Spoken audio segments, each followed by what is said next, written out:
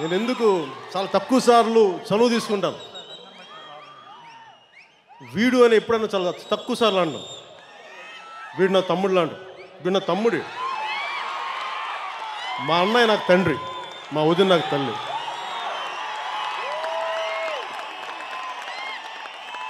వీడు గొప్ప విజయాలు సాధించాలి. ఎందుకంటే రామ్ చరణ్లో నేను ఎప్పుడు అతిశయం చూడలే.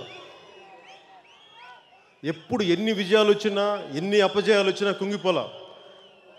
తన పని తను చేసుకుంటాడు, వీళ్ళు ముందుకు వెళ్ళిపోతూ ఉంటాడు తప్ప పెద్ద ఏం పట్టించుకున్నాడు. అందుకు నచ్చుతాడు రామ్ చరణ్. అలాంటి వ్యక్తికి విజయాలు వరించి వస్తాయి ముందు ముందు.